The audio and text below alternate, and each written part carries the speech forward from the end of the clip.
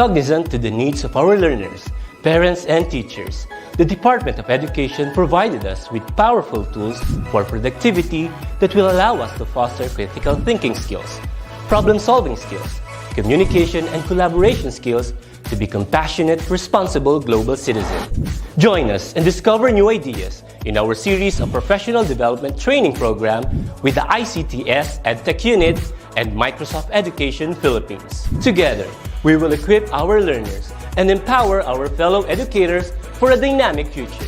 Para sa bata, para sa bayan, at para sa guro. Sulong Edukalidad.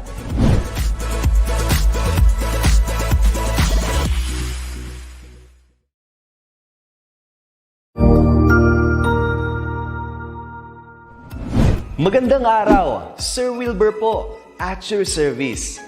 Narito ang ETUlay upang gabayan ka sa inyong pag-aaral upang lubos na maunawaan ang iba't ibang paksa o subject. Ang ETUlay ay isang free online tutorial class na pinangungunahan ng ICTS Educational Technology Unit sa pamumuno ni Undersecretary Elaine Del B. Pascua. Ang programang ito ay hindi lamang para sa mga bata, kundi ito rin ay magsisilbing gabay sa mga magulang at mga guro kung paano nila ituturo o gagabayan sa bawat asignatura ang kanilang mga anak o mga estudyante. Sa kasalukuyan, ang self-learning module mula sa rehiyon ng Calabarzon at kilala sa tawag na pivot ang ginagamit sa ating ETUlay online class. Kaya ano pang hinihintay ninyo? Ihanda na ang inyong mga ballpen o lapis, papel o kwaderno at samahan kaming itulay ang pagkatuto para sa bawat batang Pilipino. Sama-sama tayong magtutulungan para malampasan ang mga hamon sa panahong ito. Halina't matuto kasama ang inyong online tutor sa oras na ito.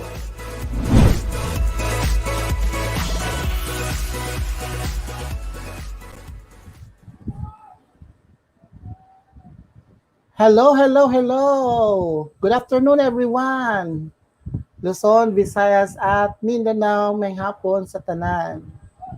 We are now on our 8th week in Philippine politics and governance. So it's quite exciting because this is our last day. I mean, this is just our culmination day.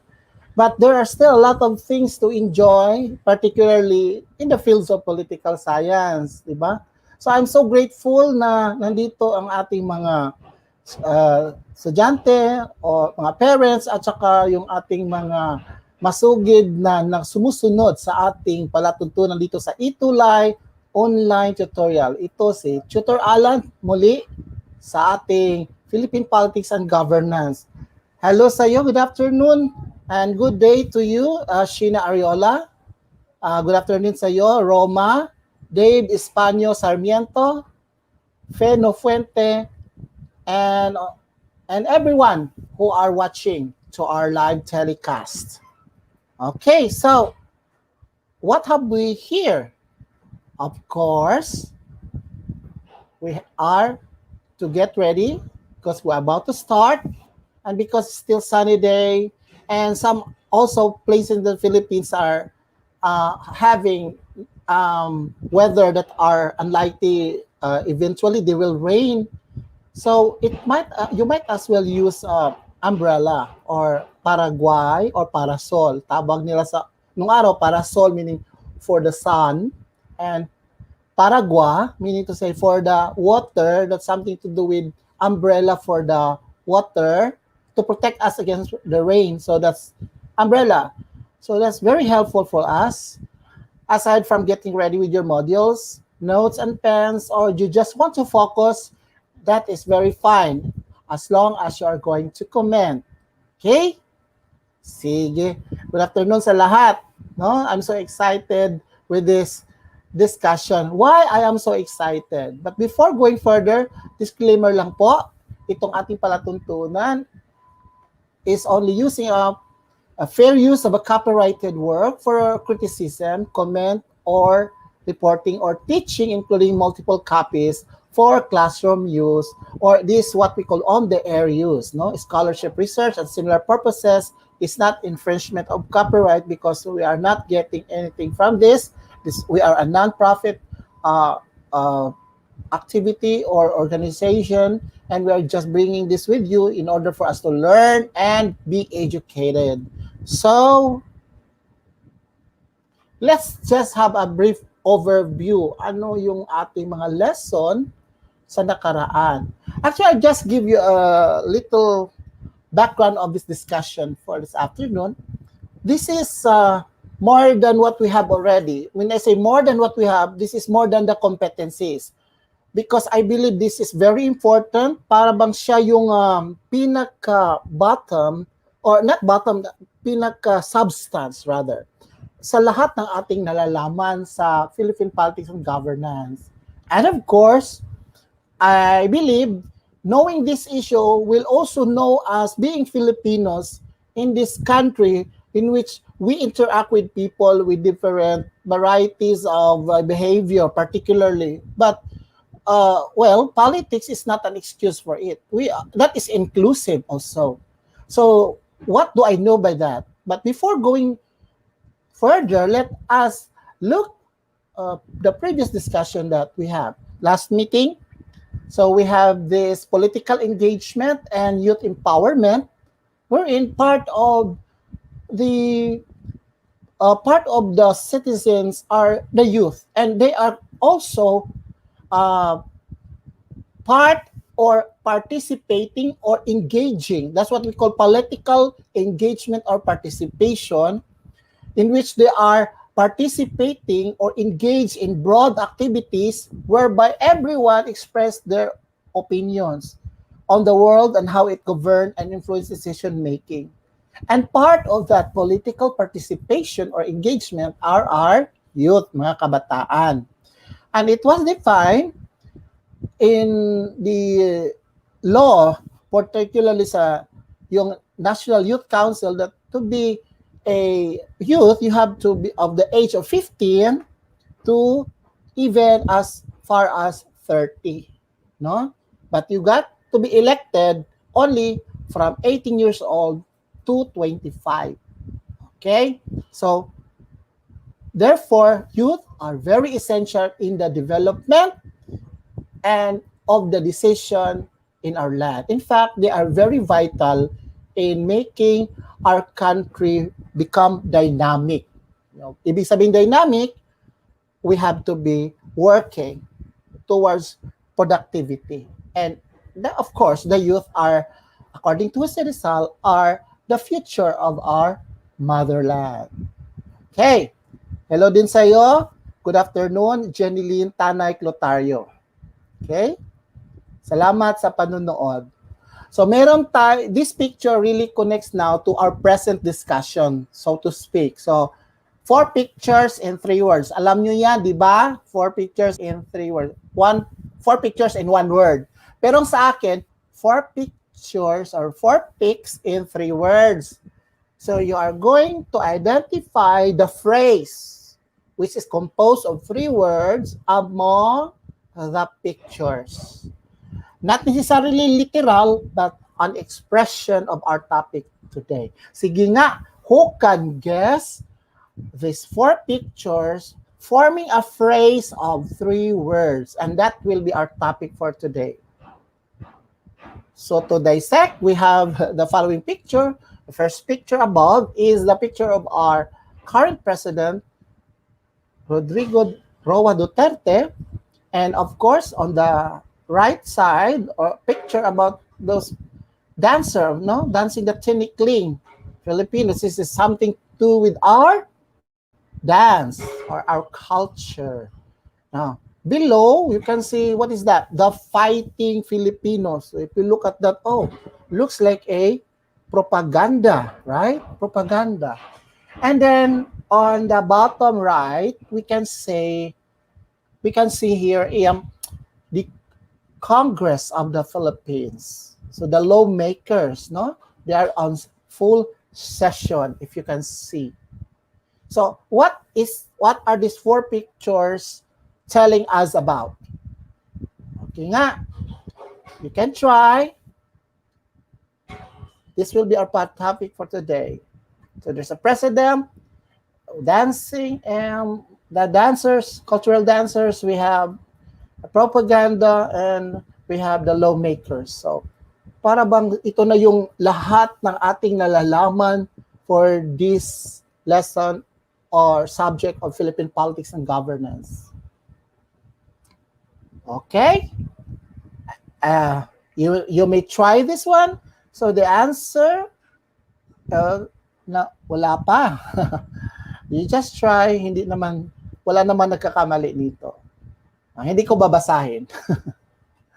Okay, sige. Ang sagot, 4 picks and 3 words in relation to our topic is Philippine political culture. Yan.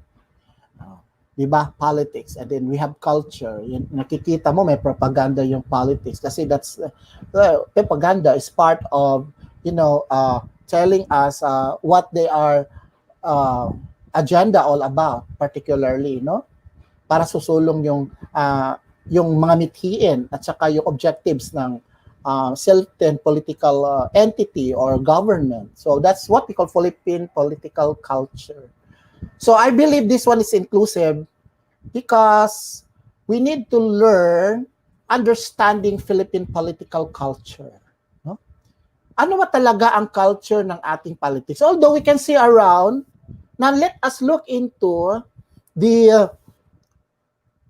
yung masusing pag-aaral. No? Ano bang nakikita natin sa mga pag-aaral? And let us look into this mirror and let us try to look into the different lenses. Ano ba yung mga katangian, culture na dapat nating malaman? So with that, I have these objectives.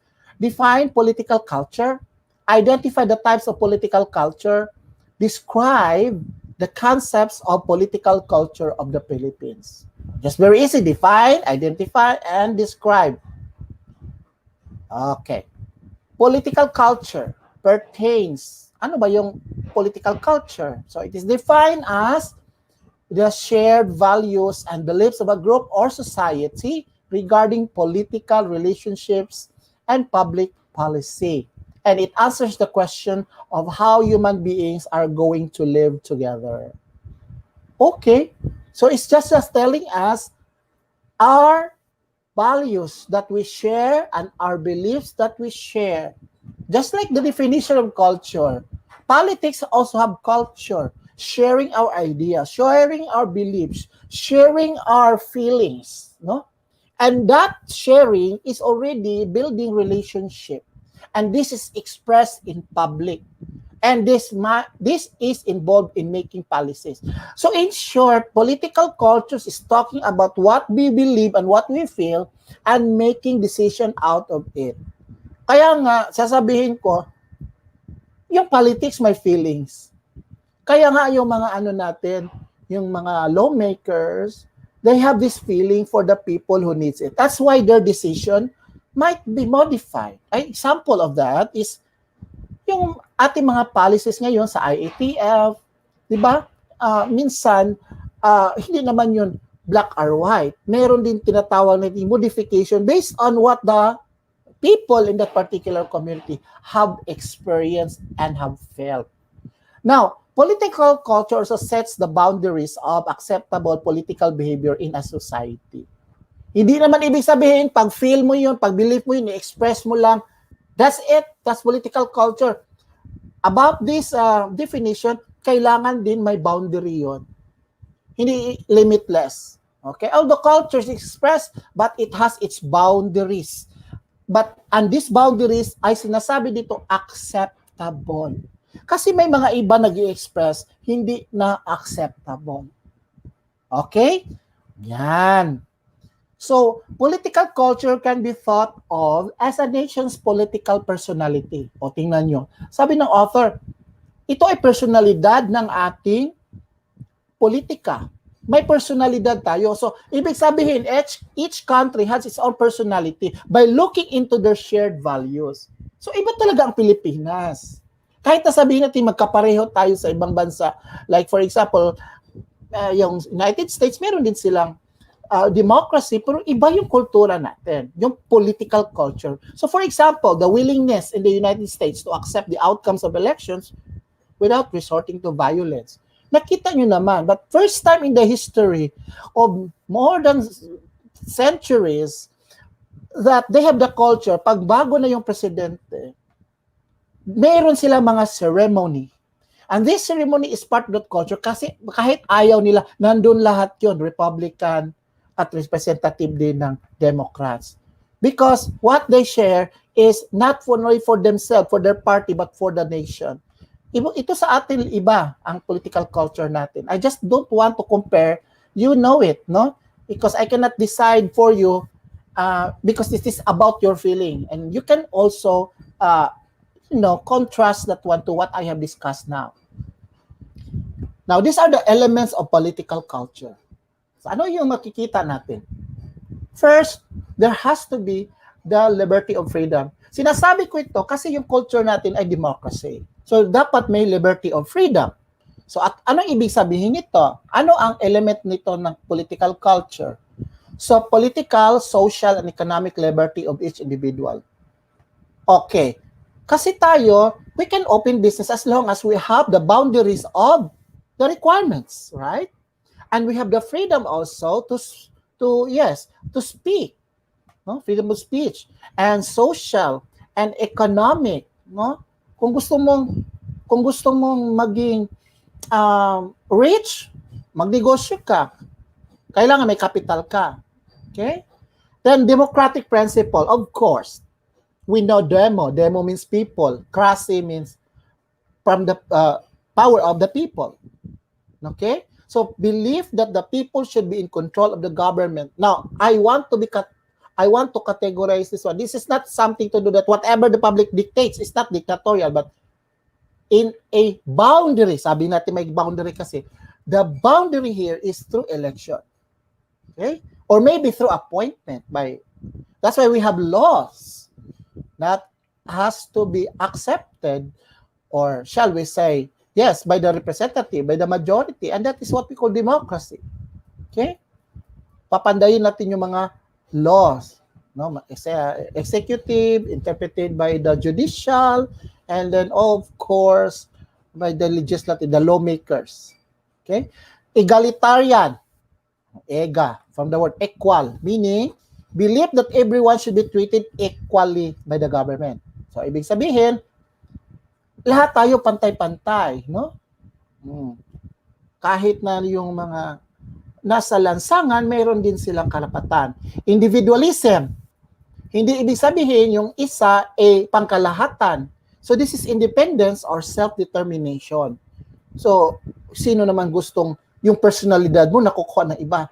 You don't want to be dissolving your personality. So, gaya ng sabi nila, I am not my father or I am not my brother. Diba? That's individualism. At saka lastly, this is mostly, has a great relationship or attunement with the liberty or freedom, the capitalism. Pag nandiyan yung liberty or freedom, nandiyan din yung capitalism. This capitalism is market-based economy with minimal control to protect the people. Meron tayong open economy. Kaya nga, kung sino yung may capital, mag-open sila according to the policies. And that is capitalism. Okay, these are the elements of political culture, liberty and freedom, or freedom, democratic principles, egalitarian, individualism, and capitalism. Yan. Okay. Now, let's look into the types of political culture. So, meron tayong tinawag na parochial. Meron din tayong subject at saka participant. So, by the image itself, you can know already what does it mean by parochial, right? And subject, meaning to say they are something to do with monarchies. And the participant, meaning to say, para siya, yes, parliament, or there is what we call the legislative hall. So let us look into each one of it. Now, parochial or political culture. Yung parochial political culture, nung araw sa Pilipinas, meron tayong ganito pa. No? And hanggang ngayon, it is marked by the absence of awareness or a sense of citizenship, with people identifying with their locality rather than the nation and having neither the desire nor the ability to participate in politics. By the way, this is something to do with no awareness. Iba yung alam ko pero ayoko lang makisali. That's not parochial. Parochial here is they're living in remote. Like example, remote tribes. Meron pa din sa atin mga remote, no? Mga yung nasa very remote places na sometimes the government can hardly reach them, and mostly from tribal, no? They're not aware. Meron yang iba. Sino pa ang presidente ngayon? Yung last time nila nalalaman, magsaysay. Ngayon hindi na. So those old people, old folks, they are not even exposed to, technology. And these are parochial. Yan, para sila mga caveman. Hindi naman sabi caveman, but they are just focusing only on their local political culture. Kung ano yung kanilang mga very simple policies or laws in their tribes, particularly. Next is subject political culture. So as you can see, this is characterized by more passivity among citizens and the recognition that have only a very limited capacity to influence the government. Okay, what's the difference with this kanina? Kanina, tribal, wala talagang awareness. This one, passive lang. Merong some sort of awareness, but what they have to do is only limited kasi they are subject to something more powerful, like monarchy. Ibig sabihin yung mga hari, reyna, czar, nung araw sa Russia, czar ang kanila, yung babae, tsarina, or emperor, no? Like Japan. So they are subject. Subject means taga-sunod. And then monarchy, yung mga nasa taas. So, yun lang kanila. Alam nila yun. All they have to do is just follow, just obey, because that is what is owed to us. So, they have what we call passive. Sige, susunod tayo kasi ito lang. So, yung political culture nila, wala, straight lang. Susunod, yun na lang. Kasi bawal tayong hindi susunod. We will be punished. Yun ang sa kanila.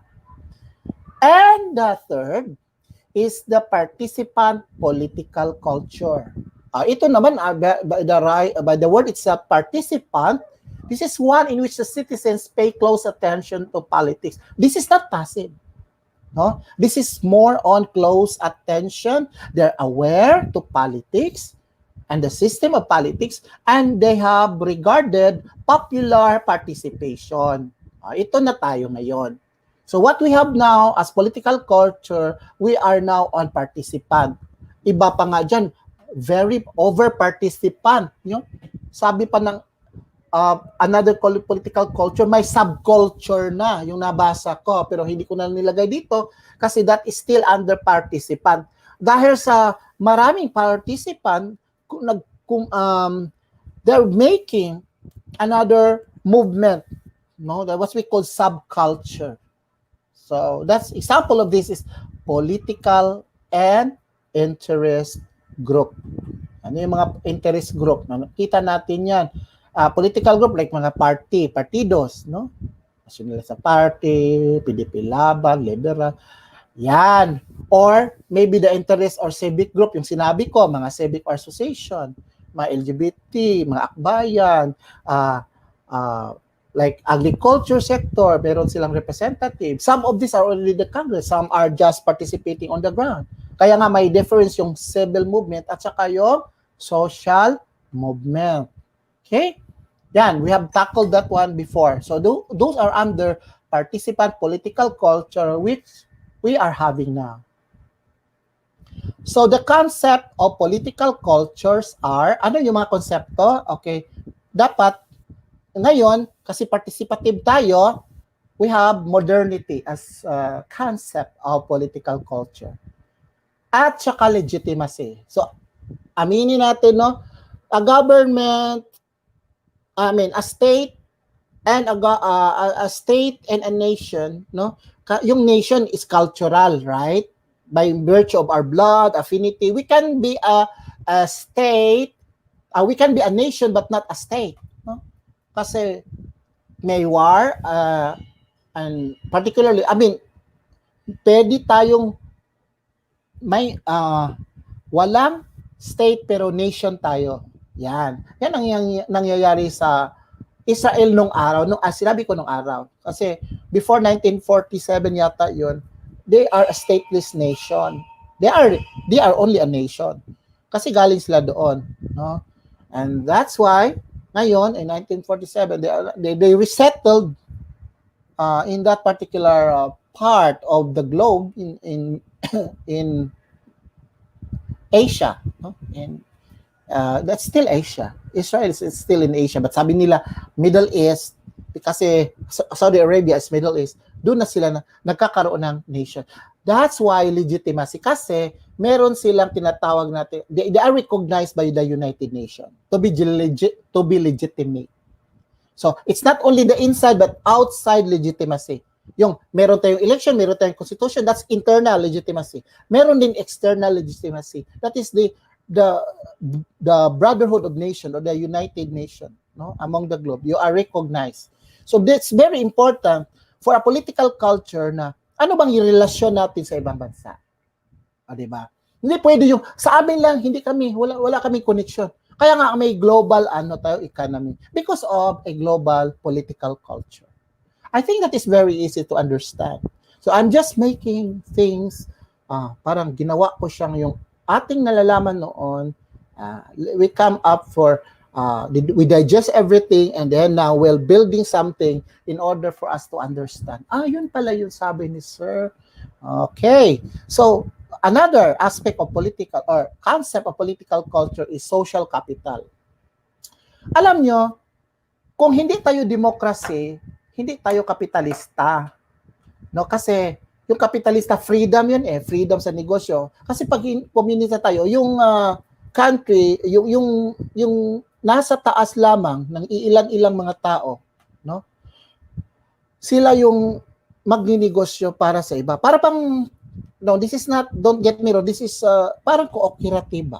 Tayo ang magninegosyo, tayo rin ang makikinabang.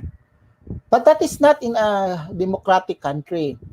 There are those leaders that we put into office and these leaders manage us. And in return, it is the leaders through the, we call that one, treasury natin, no? Get these taxes from the people or from the businesses and of course, make these taxes do something for us, to the people, for the basic services. So in short, pag wala yung taxes galing sa mga negosyo, wala tayo. We cannot function as a nation. So magsisave lang kami. Okay yung savings. Pero pag yung savings mo, hindi mo ginagamit, it will not translate into services. Kasi hindi. Pondo siya, naka-potential energy lang siya, hindi siya kinetic. So to speak, di ba? Pag potential ka, dyan lang, pero hindi mo ginamit. Katulad din sa inyo, nandyan lang, hindi mo gagamitin. Gamitin mo so that it will be utilized. Yung sabi ng social capital. Actually, the social capital here is something to do with, okay, ito na. Yung modernity, yung sacral, at saka yung secular, yung sacral, yung magico-religious. Ibig sabihin, itong aking pagka-presidente ay, itong aking pagka-leader ay, this is the will of God. Yon. At ito namang secular thinking ng modernity, ay hindi. It has to be rationalized. Magsta-study ako. Ibig sabihin, there shall be conducted a study before I will run to the office. There is what we call explanation of everything, political activity that is based on empirical truth. So kaya nga yung iba, gumagawa ng study. Yes. Maggagawa sila ng, will I be a winning candidate? So, nagpapa-survey sila. Yes, good afternoon sa iyo, Michael Levitan. Thank you for listening. Maganda itong ating topic ngayon. Legitimacy, sabi ko, conformity to the rules. So, obligado tayo That's why we are legitimate kasi may mga taong nagli-lead sa atin, yung sabi ko kanina. So election, appointment, or personal charisma. Yung last sabi ko, social capital, yun ang tinatawag ng relationship among individual. Social kasi. So, example, di ba, kultura natin, utang na loob. Ay, sige, kunin mo yan kasi utang na loob natin yan. Maganda man yung value na yan. So sometimes ma-misapplied natin, may qualified, ang kukunin lang, kasi may utang ako sa kanya eh. Siya yung tumulong sa akin. So, you're paying back people. Though there are also others that are, highly competitive. Yun nga ang ating kultura, di ba? Hindi naman lahat, pero yun talaga ang nakikita natin. Now, I need not say that is bad. Having utang na loob is good, but too much of it, you know that one in social studies, it is not also good. So, balance lang. And also a culture of trust, tolerance, and trustworthiness. Papagkatiwalaan ka ba? Pag may pera dyan, di mo ba kinikupit? Diba? O, ibig sabihin, yung padrino system at affinity. Yan. I trust ko siya. I want to be surrounded by people who are also like-minded. Well, the like-minded people are those yung mga yung katribo mo, kababayan mo, o kaya kadugo mo, mga pamilya mo. Kaya nga, sa atin, in the higher echelons, makikita mo na kinukuha nila yung kanilang mga kaibigan, mga kamag-aral, o kaya mga relatives, no, sa politics. Kasi of this culture sa social capital. Okay, we're almost done. So politics in short, the importance of political culture, importante ba siya? Oo. Because it helps build community and facilitate communication. Kasi paki-communication, relationship, di ba? Relationship. Express what we feel, so that others may hear and decide. Because people share an understanding of how and why political events, action, and experiences occur in our country. So it's a healthy feeling, it's a healthy attitude, it's a healthy culture to know and to be aware of what's going on, as well as to participate. Okay? So the synthesis is that political participation or engagement are broad activities whereby everyone express their opinions on the world and how it is governed and influence decision making. Filipino youth are engaged in nation building. So we have to participate in order to be here. Sabi nga nila, nangyari yan kasi hindi ka naman nag-participate. Should you participate, hindi talaga nangyayari yan. Kesa naman, we're blaming. At the same way, do not participate. How do we participate? You use yourself in a good political way. Do things that can contribute in your own little way. If you want to help the government, then clean your surrounding and do what is right. Okay? So, an assessment, tingnan natin. Which of the following is not true about the definitions of political culture? Saan dito? A, B, C, D. A, it pertains to shared values and belief. Not true, ha? B, it sets boundaries of acceptable political behavior. C, it is the nation's political personality. Or D, it describes an acceptable political tradition. So, anong sagot dito? Letter only. Hello, Kylie Espinosa from Tarlac City. So, the answer to this is, anyway, you can review this one. D. Yan lang ang hindi tama dyan. It describes all unacceptable political tradition. No, it accepts or it describes acceptable political traditions as long as it has boundaries. Next, letter only. This is the belief that everyone must be treated equally. A, egalitarianism. B, liberty. C, individualism. D, capitalism. The answer to this is egalitarianism. Kasi everyone is treated equally. Okay?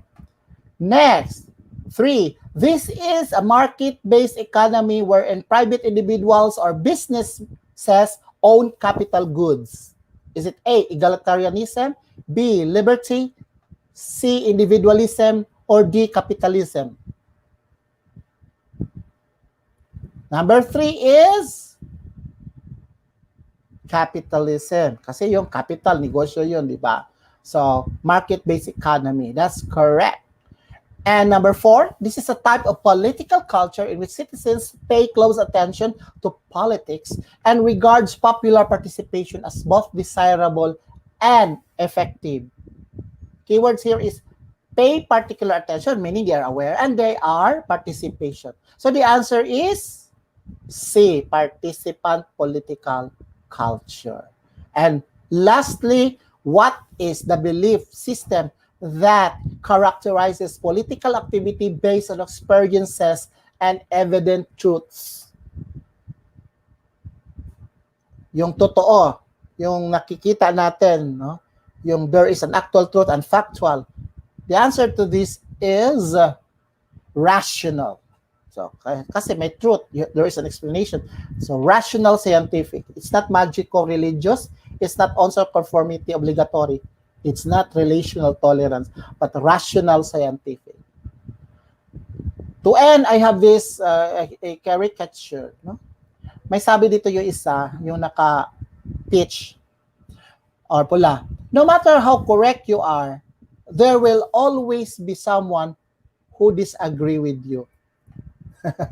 Who disagrees with you. Sabi na isa, kahit sabihin mo na tama ka, no, politically, meron talagang ayaw sa'yo. Meron talagang antagonista sa'yo. Meron talagang hindi nagkagusto or wala, nag-disagree sa'yo. Meron talaga. O sabi nung isa nakablo, well, that's not true. I never disagreed with anyone. Ano mong masabi? So dito pa lang, sabi nung nakablo, hindi naman.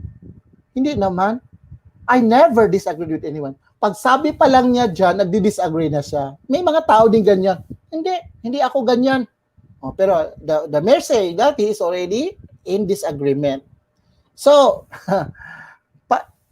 the essence of this is that it's okay to disagree, but not okay to disrespect. Right? So, in a democratic society, do you have a agree or disagree? This is my challenge to you as a last reflection natin, as a last topic. Agree or disagree? Do you have a good or close relative with whom you disagree on a major issue, political, personal, cultural? If there is, you answer on your own. On what's the issue? And how do you make the relationship work? Remember, it's okay to disagree, but not okay to disrespect. Okay? Diyan lang po tayo. So ito ang aking mga referensya. I have 4 references. And of course, hanggang sa muli, dito sa ETUlay Educational Technology Unit, tutorial on air. Thank you. Maraming salamat. Madamo ginasalamat. Daghang salamat kaninyo tanan sa inyong pakikipag-aral sa akin on air. At saka sana may nalalaman kayo. At saka sa susunod pa natin pakikita, ito si Tutor Alan na sasabing sa susunod uli, paalam and keep safe everyone. Bye!